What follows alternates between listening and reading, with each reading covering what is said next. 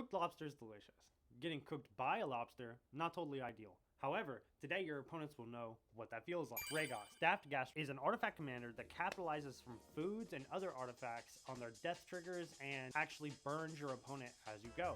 However, there's a bunch of different little things that you could do throughout the game to actually make him untap more, double his abilities, double the damage you're doing, and there's even a few infinite combos that go along with this commander. Ragost reads, artifacts you control are foods in addition to their other type. Tap, sacrifice this artifact, you gain 3 life after you pay 2 colorless mana, or any color mana really, and then 1 colorless, and then tap, sacrifice a food. Ragost deals 3 damage to each opponent, and that's very good, to each opponent.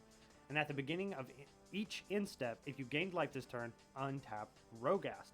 Now, this is actually really good because each time it goes around the table, there are 4 different end steps, and you're going to be wanting to heal on each turn of yours and your opponent. So let's hop into the creatures that are going to allow you to do this. But first, you want to learn about these artifacts that are actually going to put together all of the different things that you want to sacrifice before you start healing and untapping your commander. Starting off with Sire Ginger, and she gains a lot of different things from sacking foods and other artifacts. She has hexproof, trample, and haste as long as an opponent controls a planeswalker, and whenever you sacrifice an artifact and it's put into the graveyard, put a +1/+1 counter on Sire Ginger and you get the scry. So that's already some deck information. She's only 2 mana and that's pretty good, and you can pay to tap and sacrifice her and gain life equal to its power. So 1, you get something that you can sacrifice. 2, you get something that gives you an additional thing from sacrificing, and 3, you have something that gives you something from sacrificing other things. So this is very good for this deck. And she's also just good in general with the hexproof and having trample and haste as long as they control a planeswalker. So this is very good for this deck. And a really good synergy with this is actually Scrap Trawler, which whenever a Scrap Trawler or another artifact is put into the graveyard from the battlefield, return to your hand a target artifact with lesser mana value than that. So if you're using creatures like Sire Ginger and you have a Soul Ring in your graveyard, you can actually sacrifice her and grab that Soul Ring if you needed it or something. That's probably not ideal, but that's just an example of a lot of different things. Something else I have is Retributive Wand, which is 3, and that pairs perfectly with Sire Ginger. So like if you sacrifice it, it will deal 5 damage to an opponent. But something else with Retributive Wand is that it's very passive and it can deal 1 damage each turn, so that you can constantly be dealing damage before you sacrifice it if you get other things you want to sacrifice first. On to number 4, Acre Wellspring is sack value exchange. So actually these are artifacts that are going to sack and give you something, and in this case this is just something that gives you a card, so it replenishes itself. And there's another one from the new set called Nutrient Block that is also very good that I recommend as well. And last but not least, Sammy Wildcat Captain. Now this is actually just something to give other artifacts affinity for artifacts. So you're going to be playing artifacts as is, you might as well make everything cheaper to play on, and that will in turn make your entire deck cheaper. So this is very good for this deck, really recommend. Now that we have a handle on what's being served this evening, let's take a look at our kitchen staff, also known as the we have Soulmender. So Soulmender is just a creature that taps and you can gain life.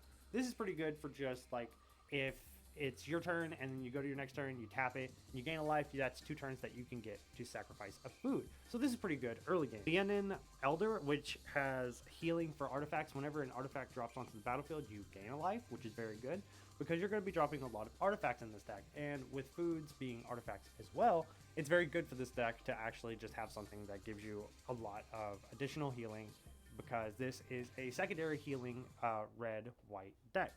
And for one of the better cards for this deck, actually Soul Warden. Soul Warden heals whenever a creature enters onto the battlefield. So as your opponents are dropping creatures, you get to heal as well. So that gives you almost a guaranteed heal per turn. But like if you have like, let's say 2 people drop a creature and 1 person doesn't, you can tap Soulmender and you can get a 4th turn. So that's the type of stuff that you want to be thinking about in this deck.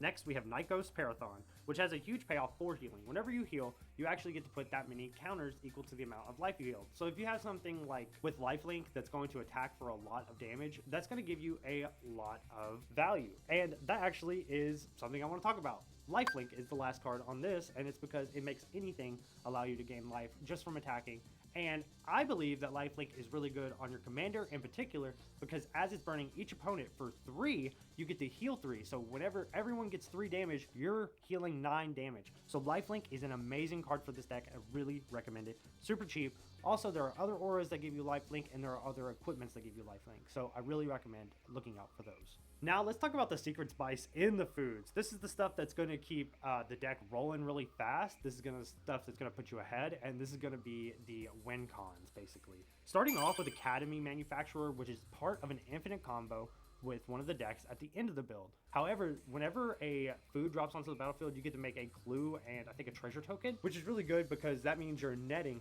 3 foods off of 1 drop. So that's really good. And if all artifacts are foods, that means you're netting 2 tokens per every drop in the game. So that is fantastic. Next, we have Wake the Past. Now, Wake the Past allows you to return all artifacts from your graveyard onto the battlefield, and it has a high mana value, but this is a very great end game finisher.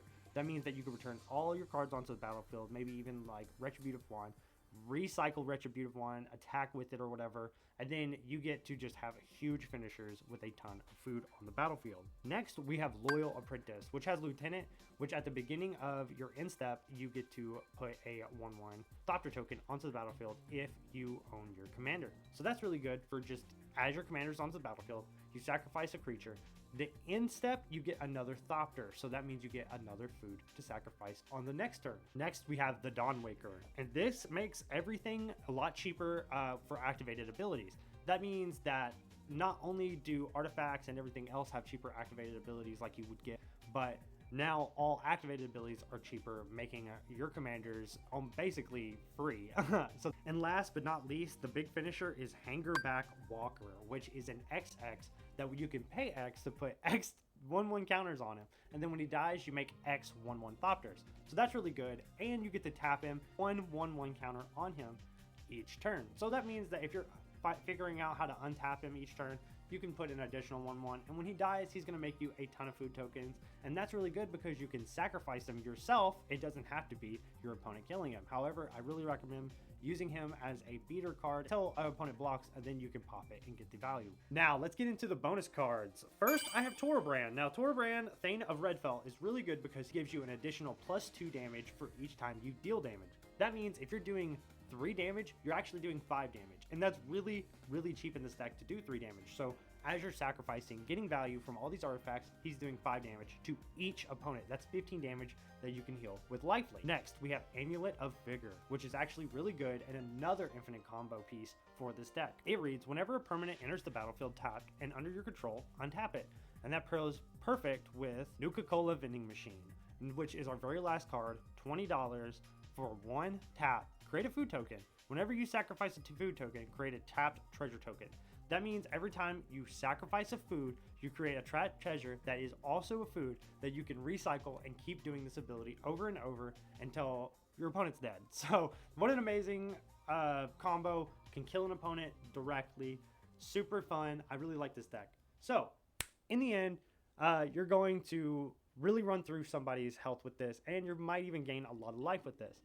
But something else that you got to keep in mind is that a lot of people are going to want to remove this commander. So running some protection is also necessary. So if you want a full build, though, thank you for 500 subscribers. I just wanted to bring that up real quick. I really appreciate you guys. We were working really hard. Now here we are. We are at monetization, the first tier. So right now we're working towards 1,000 subscribers. Thank you guys so much for 500 subscribers. And if you enjoy deck builds, check out another one right here. And if you want to see a non-deck build, but a really good video of mine, check out Who the Boys Play in Magic the Gathering. Thank you guys very much for watching. Happy casting.